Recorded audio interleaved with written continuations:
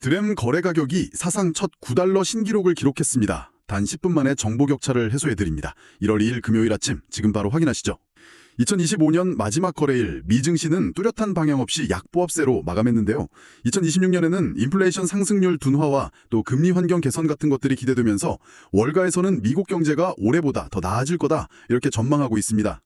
이처럼 새해를 맞아서 시장의 큰 흐름이 바뀔 조짐이 보이고 있는데요. 그래서 오늘은 2026년 시장을 움직일 7가지 주요 변곡점이라는 주제로 여러분이 보내주신 자료들을 깊이 파고들어 보겠습니다.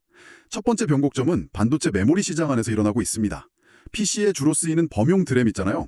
DDR4 8GB 제품의 12월 고정거래 가격이 한 달 만에 15%나 올라서 9.3달러를 기록했다는 소식인데요. 이게 2016년 통계 집계 이후 처음으로 9달러를 넘었다고 합니다. 보통 이렇게 가격이 오르면 수요가 폭발했다고 생각하기 쉬운데 이번에도 그런 경우인가요? 꼭 그렇지는 않습니다. 오히려 이번 가격 상승의 본질은 공급 구조의 변화에 있다고 봐야 합니다. 공급 구조의 변화요? 네, 그러니까 삼성전자나 SK하이닉스 같은 주요 제조사들이 이제 DDR4보다는 수익성이 훨씬 높은 최신 DDR5나 AI용 HBM 생산에 역량을 집중하고 있거든요. 구형인 DDR4는 생산 라인을 줄이고 심지어 단종까지 검토하는 상황이죠. 그러다 보니까 PC 제조사들 입장에서는 나중엔 구하고 싶어도 못 구하는 거 아닌가 하는 불안감이 생긴 겁니다. 공급이 마르기 전에 재고를 미리 쌓아두려는 움직임이 가격을 밀어올린 핵심 동력인 거죠. 흥미로운 지점이네요. 모두가 최신 기술로 달려가니까 역설적으로 구형 기술의 몸값이 높아지는 현상이군요. 이런 기술 전환기에 기회를 잡는 기업들이 있을 텐데요. 메모리 모듈 기판을 만드는 심텍 같은 기업이 딱 그런 사례일까요? 정확합니다. 심텍은 두 가지 측면에서 유리한 위치에 있습니다. 첫째는 디램 가격 상승으로 삼성전자나 SK하이닉스의 수익성이 좋아지면 그 온기가 협력 쌓인 심텍의 투자 여력으로 이어질 수 있다는 점이고요. 둘째는 더 중요한데 제조사들이 DDR5로 전환을 서두를수록 심텍의 실적 개선 속도도 빨라진다는 겁니다. 그건 왜 그런 거죠? DDR5용 기판은 DDR4용보다 회로가 훨씬 복잡하거든요. 그래서 평균 판매 단가, 우리가 흔히 ASP라고 하죠. 이게 월등히 높습니다. 자연스럽게 제품 포트폴리오가 고부가가치 중심으로 바뀌는 효과를 누리게 되는 거죠. 그렇다면 SK하이닉스와의 관계가 깊은 TLB도 비슷한 기회를 맞고 있다고 볼 수 있겠네요. 네, TLB도 마찬가지입니다. 구형인 DDR4 가격이 올라주니까 기존 제품의 수익성을 방어할 수 있고 동시에 신형인 DDR5 비중이 늘어나면서 전체적인 이익 구조가 개선되는, 뭐랄까 양쪽에서 모두 유리한 환경이 조성되고 있는 셈입니다. 부품사들뿐만 아니라 이런 생산 라인 전환 자체에 필요한 장비를 공급하는 기업도 주목해야겠네요. 유진테크가 그런 경우 맞죠? 네, 맞습니다. 기존 DDR4 라인을 DDR5나 HBM용으로 바꾸려면 완전히 새로운 공정 장비가 들어가야 합니다. 유진테크는 반도체 웨이퍼 위에 아주 얇은 막을 입히는 증착 장비, 특히 미세 공장에 필수적인 LPCVD 장비의 강자입니다. 향후 메모리 제조사들이 설비 투자를 재개할 때 가장 먼저 수주 소식이 들려올 가능성이 높은 기업 중 하나로 꼽힙니다. 방금 AI용 HBM 이야기를 잠시 했는데 마침 이 분야에서도 중요한 변곡점이 될 만한 소식이 있었네요. 삼성전자의 차세대 HBM4가 AI 반도체 기업 브로드컴의 최종 성능 검증을 통과했다는 내용입니다. 여기서 CIP 테스트를 통과했다는 게 구체적으로 어떤 의미인가요? CIP, 그러니까 시스템 인 패키지 테스트는요, 양산 직전의 최종 관문이라고 이해하시면 됩니다. 최종 관문이요? 네, AI 칩하고 HBM 메모리 칩을 각각 따로 테스트하는 게 아니라요, 이 두 개를 하나의 패키지로 묶어서 실제 제품과 동일한 환경에서 구동해보는 겁니다. 자동차로 비유하자면 엔진이랑 변속기 부품이 각각 정상인지 보는 걸 넘어서 차에 실제로 조립해보고 트랙에서 달려보는 그런 마지막 실전 테스트 같은 거죠. 여기서 최고 성능으로 통과했다는 건 삼성 HBM4의 기술적 완성도와 안정성이 공식적으로 입증됐다는 뜻입니다. 그야말로 실전 투입 준비가 끝났다는 신호군요. 구글의 차세대 AI 반도체에 공급될 거란 기대감도 커지고 있는데 이렇게 삼성의 HBM 생태계가 커지면 그 낙수 효과를 받는 협력사들도 많아지겠네요. 물론입니다. 가장 먼저 메모리 검사 장비 업체인 YC를 볼 수 있습니다. HBM처럼 여러 개 칩을 수직으로 쌓은 복잡한 반도체는 불량품 하나가 전체 제품의 신뢰도를 떨어뜨릴 수 있어서 테스트 공정이 굉장히 중요하거든요. 네, 그렇겠죠. 양산이 본격화되면 검사 장비 발주가 대규모로 나올 수밖에 없고 삼성의 핵심 파트너인 YC가 직접적인 수혜를 볼 것으로 예상됩니다. 설계단에서는 어떤 기업들이 있을까요? 디자인하우스인 AD 테크놀로지가 언급됐습니다. 디자인하우스는 일종의 설계 통역사라고 생각하시면 쉽습니다. 설계 통역사요? 네. 구글처럼 반도체를 설계는 하는 팹리스 기업이 삼성전자 같은 생산 공장, 즉 파운드리에 최적화된 설계도를 만들도록 중간에서 돕는 역할을 하는 거죠. 구글이 삼성 HBM4를 탑재한 칩을 삼성 파운드리에서 생산한다면 AD 테크놀로지가 그 둘 사이의 핵심적인 가교가 되는 셈입니다. 설계에 필요한 핵심 부품, 그러니까 설계 자산, IP를 제공하는 오픈 엣지 테크놀로지의 역할도 중요해지겠군요. 그렇습니다. HBM4가 엄청난 속도로 데이터를 처리하려면 AI 칩 내부에도 그 속도를 감당할 수 있는 초고속 통로가 필요합니다. 오픈 엣지 테크놀로지는 바로 이 통로, 즉 고성능 인터페이스의 설계도를 제공하는 회사입니다. 삼성 HBM 생태계가 확장될수록 이들의 설계도를 찾는 기업들도 자연스럽게 늘어나는 구조인 거죠. 자, 반도체 시장의 기술적 변곡점을 살펴봤는데요. 이번엔 지정학적 변곡점으로 넘어가 보겠습니다. 이재명 대통령이 시진핑 주석의 초청으로 1월 4일부터 중국을 국빈 방문합니다.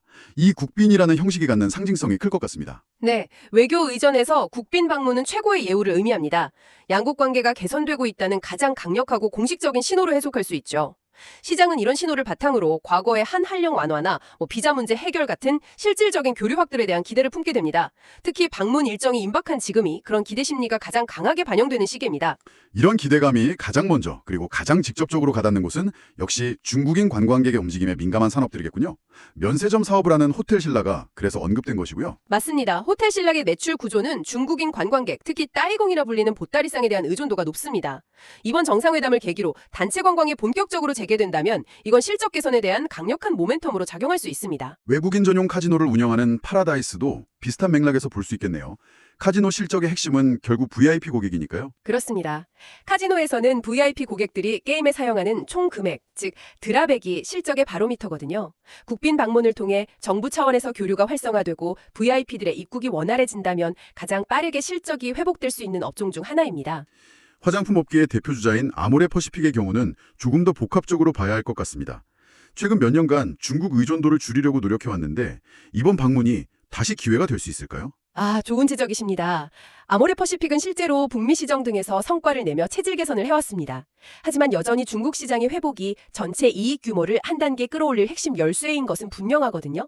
만약 이번 방중에 경제 사절단이 동행해서 소비재 관련 협력이 구체적으로 논의된다면 아모레 퍼시픽뿐만 아니라 화장품 섹터 전반의 투자 심리를 개선하는 중요한 계기가 될 수 있습니다. 지정학적 변화에 이어서 이번엔 산업 구조의 변곡점을 보겠습니다. 현대모비스나 HL만도 같은 자동차 부품사들이 휴머노이드 로봇 부품 시장에 뛰어들었다는 소식입니다. 자동차 만들던 회사들이 갑자기 왜 로봇을 만드는 건가요? 이건 피지컬 AI 시대가 본격적으로 열리고 있다는 신호입니다. 피지컬 AI요? 네. AI가 단순히 데이터를 학습하고 처리하는 두뇌 역할을 넘어서 로봇이라는 신체를 통해 물리적인 세상과 상호작용하는 단계로 진입했다는 뜻이죠. 자동차 부품사들은 수십 년간 모터나 센서 등을 정밀하게 제어하는 기술을 축적해왔습니다. 이 기술력이 로봇의 팔다리를 움직이는 데 그대로 적용될 수 있기 때문에 이들에게 로봇 시장은 아주 자연스러운 다음 목적지가 되는 겁니다. 자동차 부품과 로봇 부품이 기술적 뿌리를 공유하고 있다는 말씀이시군요.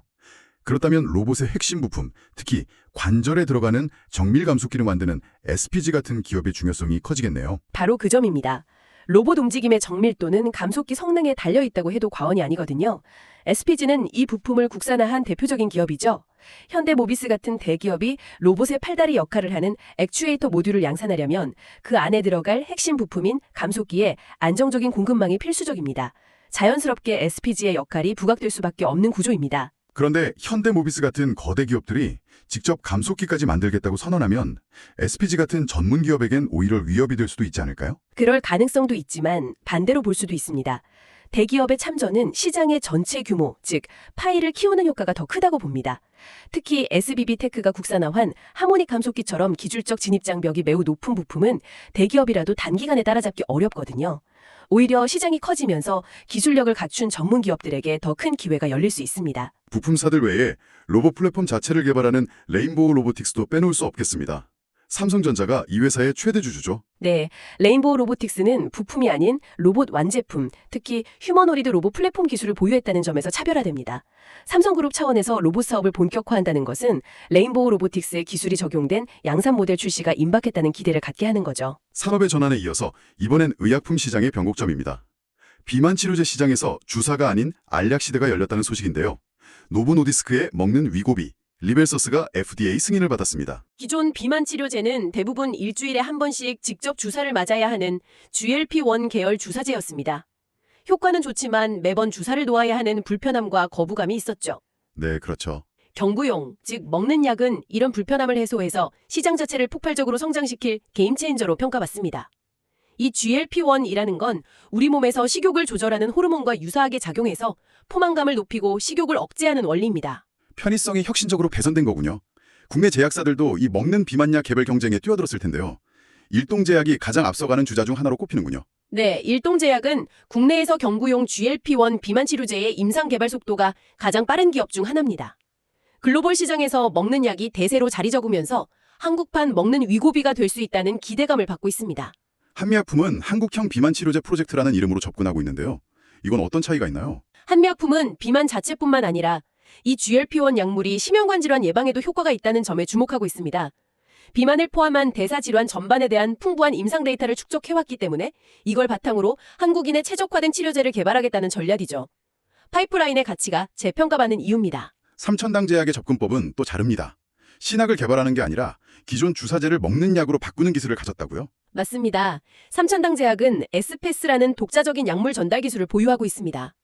주사로 맞아야 했던 약물 성분을 특수 기술로 코팅해서 위산에 파괴되지 않고 장까지 도달해 흡수되게 만드는 기술이죠. 아, 기술 자체가 핵심이군요. 네, 이미 효과가 검증된 성분을 활용하기 때문에 개발 성공 가능성이 높고 또 가격 경쟁력을 갖춘 제품을 빠르게 출시할 수 있다는 장점이 있습니다. 지구 내에서의 변곡점들을 살펴봤는데 이제는 지구 밖 우주로 가보겠습니다. 스페이스X가 올해 하반기 대규모 기업 공개 IPO를 계획 중이라는 소식입니다.